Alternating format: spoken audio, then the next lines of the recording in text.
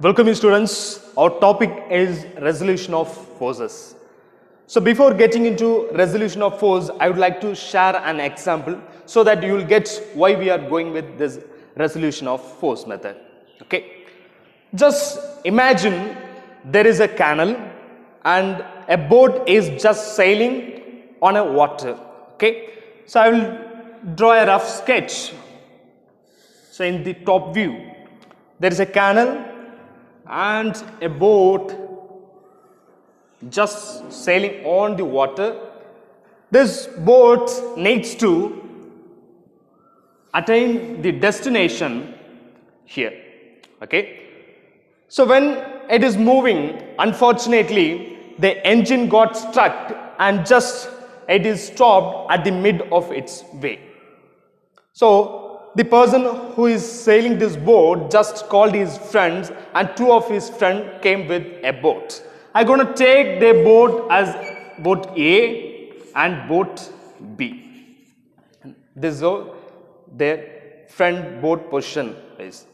And they were connecting with the ropes, something like this, and they are pulling the boats in order to reach the destination there. So just think logically, when you are pulling the boat something like this in this manner, what happens? Definitely this boat will move forward in X direction horizontally. It get moves. Am I right? This is because of the resultant force acting on the force, resultant force acting on the boat just in the horizontal direction. It's taking the movement in the horizontal. I can say this resultant force will be directed in the X direction. What I try to say is the force given on the boat, which is inclined manner, both the forces given to pull the boat is given in the inclined manner. But what is happening in the resultant, which is moving in the X direction, the movement happening in the X direction. So this resolution of force will help us to identify the resultant force, where it is going to act and its direction. Okay, let's start of knowing the resolution of force. So for that, I'm going to draw the quadrants and I'm going to show the force arrangements. 4 quadrants I have taken, and here I am going to consider the concurrent forces. I have a force in the first quadrant. I am going to denote it as F1. In the second quadrant, I am going to take F2. Okay, and in the horizontal manner, in the negative direction, I am going to take F3. Similarly, in the quadrant 4, I am going to take F of 5. And F4 force I am going to take in the vertically downwards here, F4. So this is how the force arrangements are in the quadrants. Okay. So as far as the resolution of force concerns, it says, resolution of force says nothing but it means splitting up of a force into components, splitting up of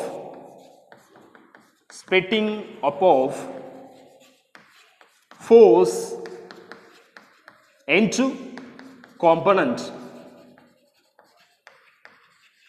along X and Y direction. That is known as resolution of force, splitting up of force into component along X and Y directions.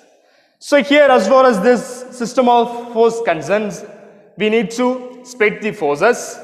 So here, as far as the force component is concerned, we have 2 components. One is horizontal component, and another one is a vertical component.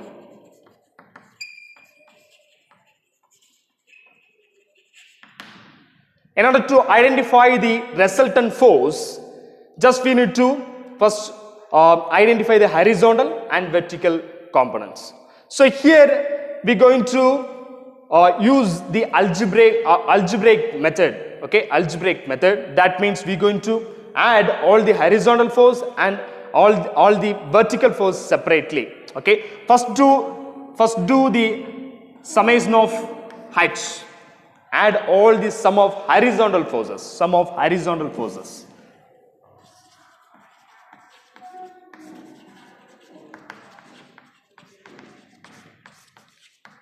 Horizontal force, summation of height.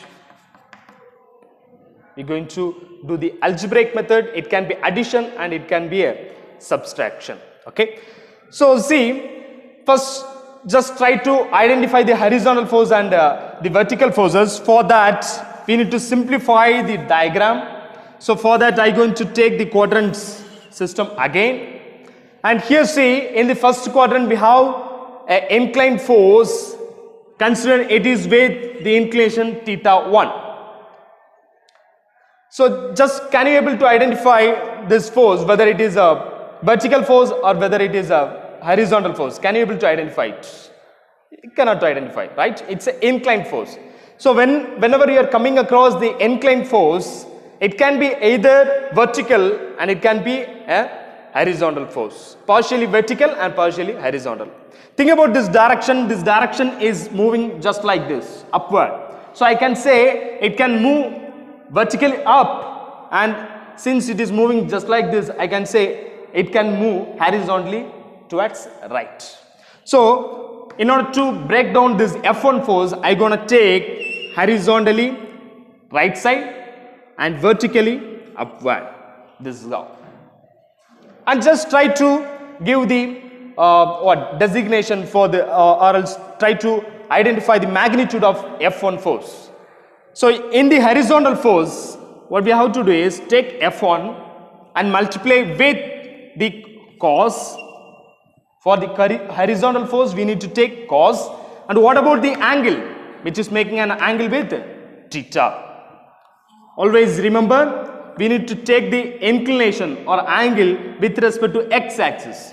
For each and every quadrant we need to specify the theta value with reference to the x-axis always. Okay, fine. This is all.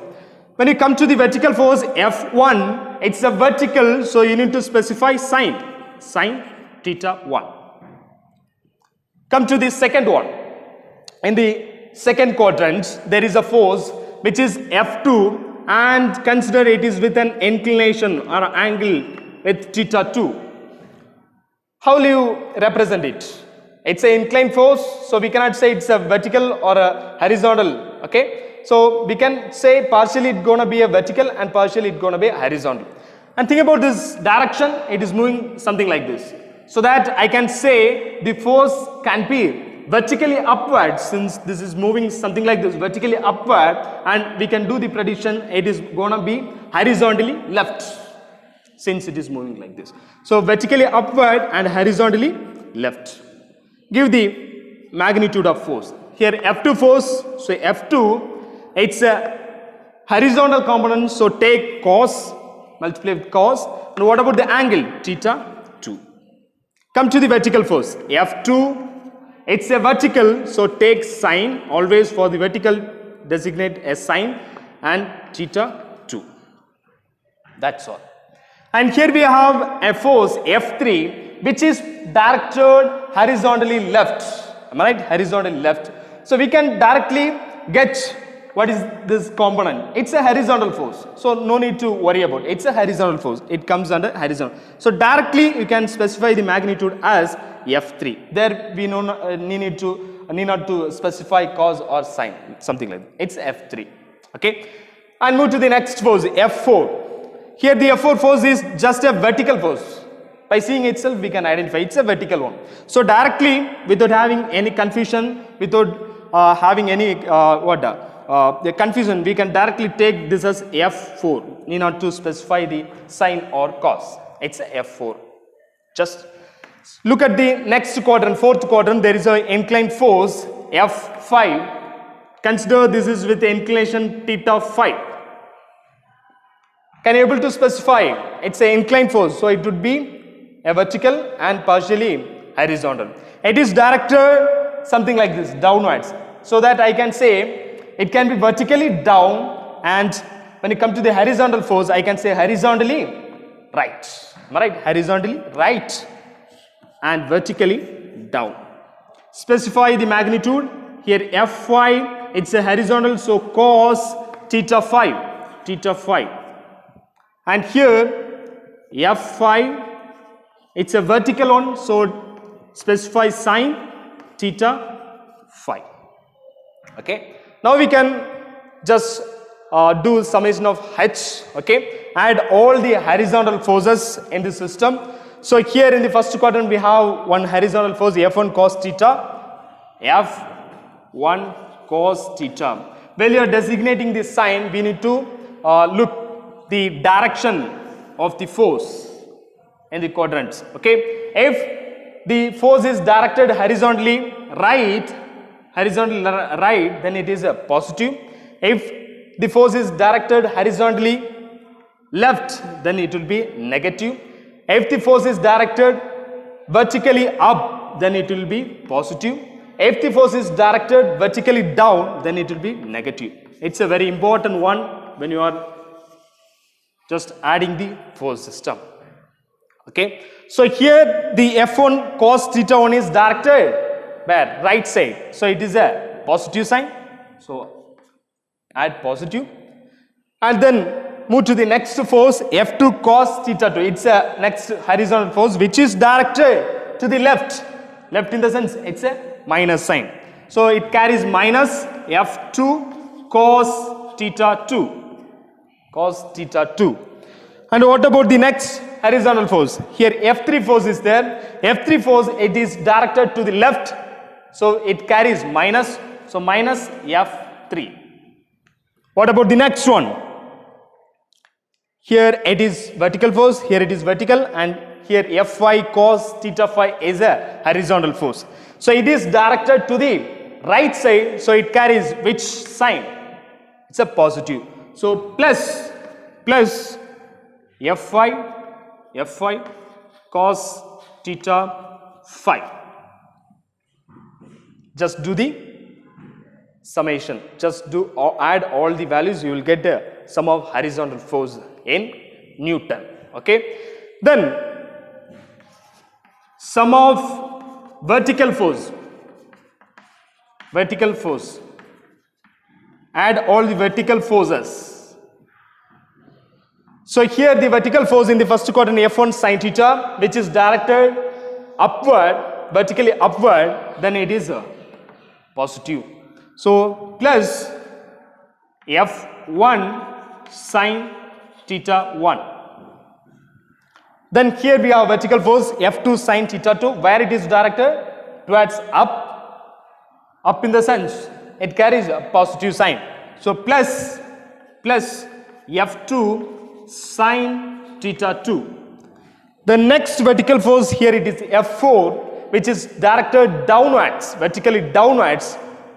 Then which sign needs to carry? Negative sign. So minus F4. What about the next one? Fy sin theta phi. Where it is directed? Downwards. It carries minus sign. So minus F5 sin theta phi. Sin theta phi. If you add it, you will get summation of V in terms of Newton. Force in terms of Newton. Then we can move to the resultant force. Resultant force.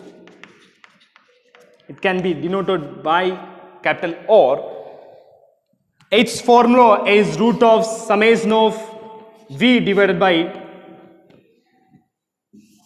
its formula is root of summation of H square plus summation of V square. Okay, summation of H square plus summation of V square. If you add it, you will get the value for R, resultant force, in terms of Newton. Then the direction, where with which inclination the resultant force is acting on the particular particle or a body, we need to specify. So next the direction. Direction of the resultant as per the resolution of force method can be taken alpha direction of the resultant can be taken as alpha, and the formula is tan inverse of summation of V divided by summation of H. Summation of V divided by summation of H. Here we will get the alpha value in terms of degree, right? Degree. Suppose, just assume the resultant force gonna get in the first quadrants. Okay, first quadrant. If you need to specify the resultant force in the first quadrants, I can say summation of H will be here and summation of V will be here. In between the summation of H and summation of V, we are going to specify the resultant force. Always the resultant force will be between the sum of horizontal force and sum of vertical forces. Okay, so there I have specified it. If the resultant force is here, then I can say the sum of horizontal force will be positive value and sum of vertical force will be a positive value. If suppose we need to get the resultant force in the second quadrant, then what would be the summation of H and summation of V? Think about this sign of the summation of V and summation of H. If you need to get the resultant force in the second quadrant, then your summation of V will be minus sign, and summation of V will be positive. Then we can place the resultant force on the second quadrant. If suppose the resultant force is on the third quadrant, then what would be the summation of H and summation of V?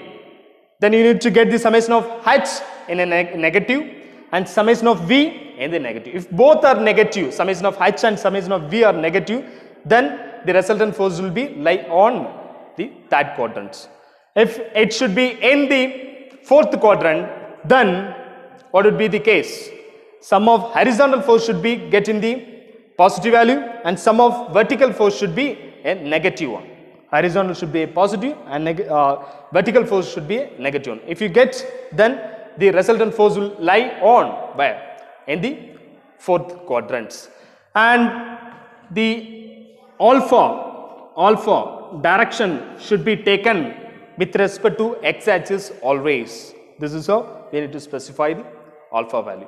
Okay, so I hope you understood how to get the procedure of resolution of force and how to differentiate and how to identify the components of horizontal force and vertical force when we are with the inclined forces. Okay, thank you so much.